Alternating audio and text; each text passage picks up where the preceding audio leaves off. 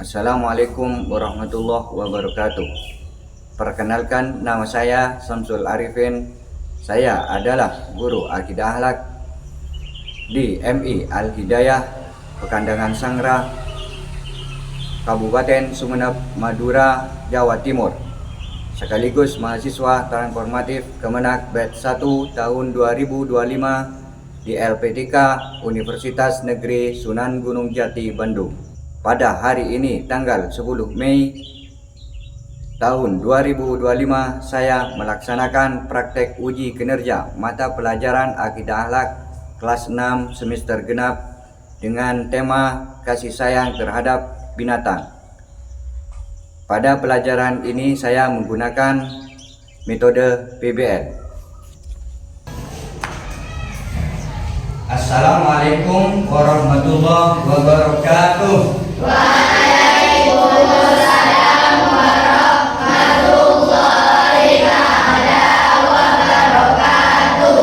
Selamat pagi anak-anakku semua. Selamat pagi, Ustaz. Bagaimana kabar kalian? Apakah sehat semua? Alhamdulillah, sehat semua, Ustaz.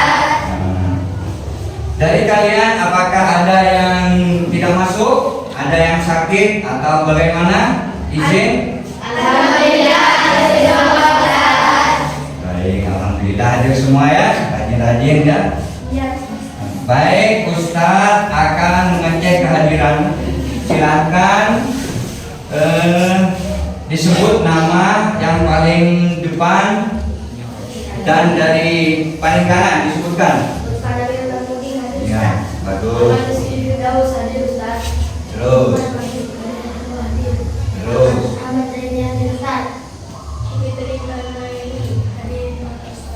Ya. Ya, alhamdulillah hadir semua ya. Tidak ada yang sakit. Ya, alhamdulillah ini bagi kesehatan untuk hadir ke sekolah.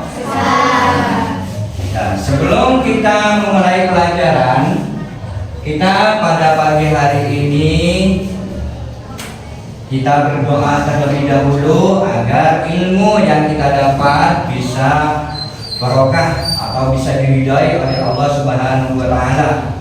Bismillahirrahmanirrahim. Rabbi zidni ilma warzuqni fahman. Rabbi shrah li sadri wa yassirli amri wahlul 'uqdatam min lisani yafqahu qawli.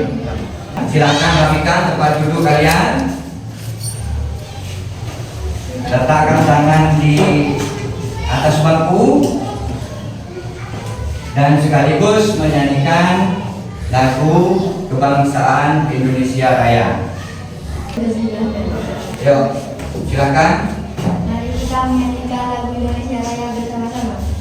1, 2, 3. Indonesia, tanah airku, tanah tumpah darahku. Di sanalah aku berdiri, jadi pandu ibuku. Agar kita lebih semangat lagi, yuk kita beri tepuk semangat dengan hitungan 1, 2, 3.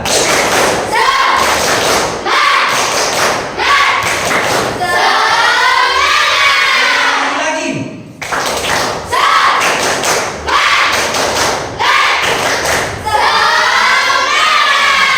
Oke, tetap semangat ya. Nah, gimana? Sudah lebih semangat semuanya? Baik, alhamdulillah.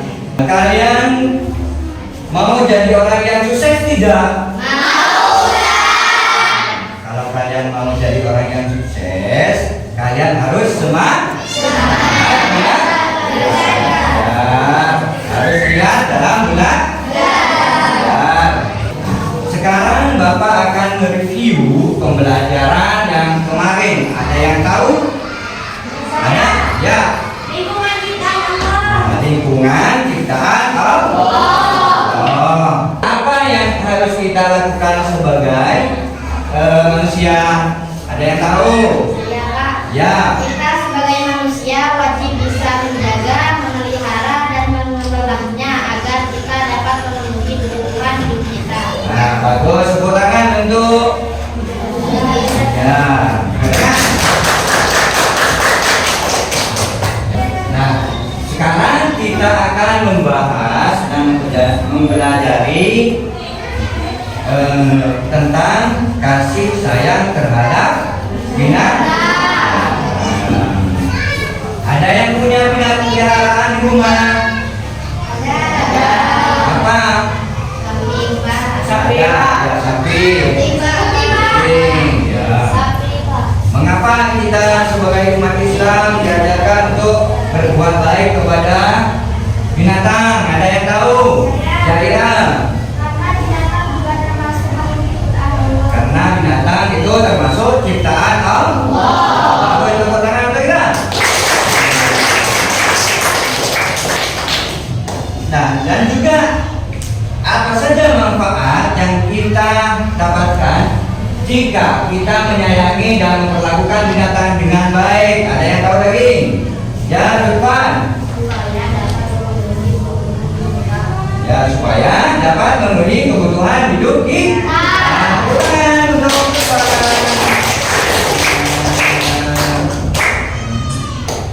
Intan, yuk.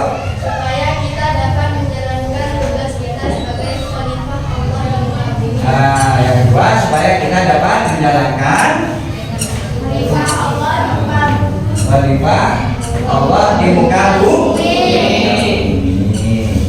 Tujuan yang pertama adalah dapat menjelaskan pengertian kasih sayang terhadap binatang menurut ajaran Islam dengan baik dan benar. Yang kedua, dapat mengidentifikasi dari naqli Al-Quran dan hadis yang berkaitan dengan kasih sayang terhadap binatang dengan benar dan tepat. Binatang adalah makhluk Allah yang memiliki apa? Memiliki nyawa. Yang mampu berinteraksi dengan manusia. Ya, selayaknya manusia itu sendiri. Jadi binatang bisa menunjukkan tingkah laku manusia. Ya. Maka oleh karena itu kita juga harus memiliki apa? Memiliki kasih sayang terhadap binatang dan tidak menyakiti dan juga memelihara sebaik-baik. Jadi ada beberapa hal yang harus kita perhatikan ketika berinteraksi dengan binatang. Yang pertama, tidak membebani mereka dengan sesuatu yang di luar kemampuan. Maksudnya tidak memberikan beban kepada binatang. Contohnya kuda diberi beban untuk muatan yang lebih.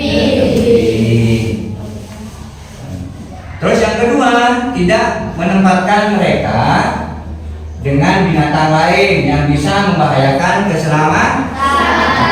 Contohnya itu apa? Tidak menempatkan dengan binatang yang lain. Contohnya, kalau binatang harimau disatukan dengan kelinci, maka berbahaya pada binatang yang satunya, yaitu kelinci. Bisa dimakan oleh harimau. Makanya jadi jangan menyatukan. Bapak sekarang akan menyajikan studi kasus. Coba diperhatikan ini.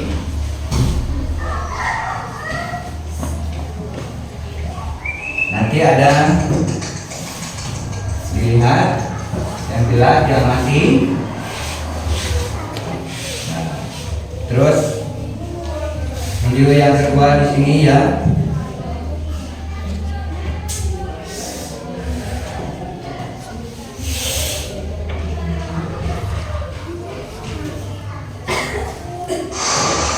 Lihat yang pertama yang jelas.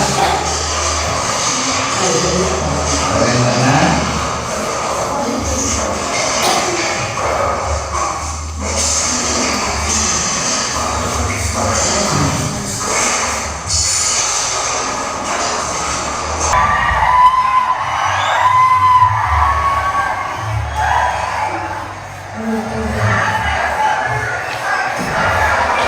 Baik, kalian sudah memahami kiranya ya? Ya. Selanjutnya Ustadz akan membagikan kalian menjadi beberapa kelompok. Coba yang di sini di balik bangkunya, kelompok yang 1, kelompok 2, dan kelompok 3. Ya, siap. Silakan kalian diskusikan bersama kelompok kalian dari kelompok 1, kelompok 2, kelompok 3 terkait kasus yang ada di video tadi. Darilah sumber yang di buku. Darilah, ayo. Ayo.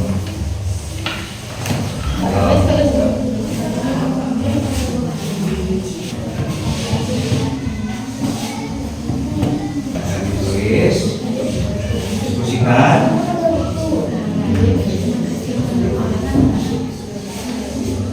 Atau yang nanti berilah tanggapan yang sudah hasil dari pengamatan kalian, berilah tanggapan dari kelompok 1, 2, dan 3. Saya dari kelompok 1 telah mereview dari video 1. Hasilnya adalah sapi tersebut lulus tidak terawat karena kekurangan gizi dan kurang makan. Seharusnya sapi tersebut setiap hari dan setiap waktu perlu dikasih makan, sehingga dengan perawatan yang bagus nanti sapi tersebut akan sehat dan gemuk. Baik, ada pendapat dari kelompok 2 dan kelompok 3? Ya. Sapi tersebut tidak terawat dan tidak makan. Sapi tersebut tidak terawat dan kurang makan. Jangan, baik. Ya, dilanjutkan kelompok 2. Perwakilannya kelompok 2.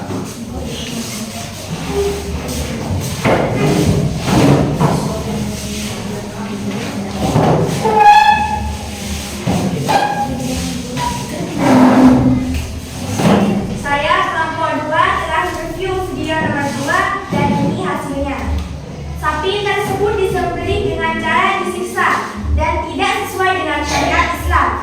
Dari hasil yang tadi, pengamatan kalian dari kelompok 1 sangat baik, bagus. Sapi itu kurus karena tidak diberi. Karena seharusnya itu apa? Dikasih makan yang sehingga sapi itu tidak kurus.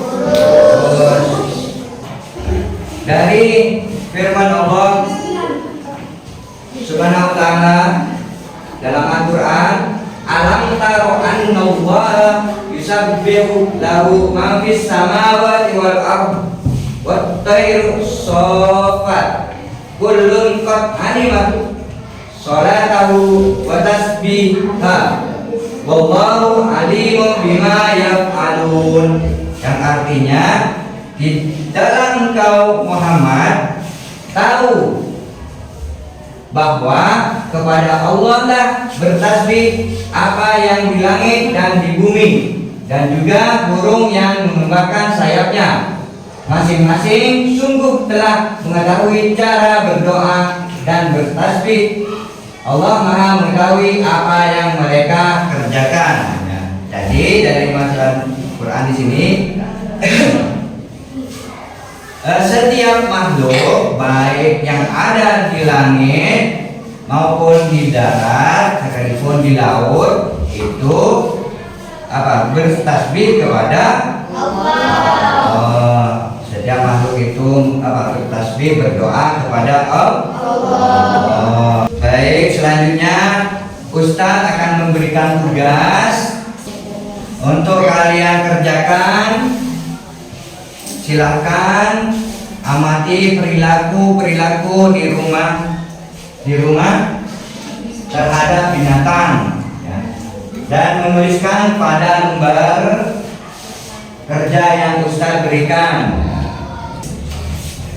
Baik, akhirnya sudah tiba di penghujung pertemuan kita hari ini. Mari kita berdoa, semoga apa yang kita dapat pada hari ini menjadi ilmu yang barokah, ilmu yang bermanfaat nantinya. Amin ya rabbal alamin. Silakan ketua kelas untuk memimpin doa. Silakan. Doa dimulai.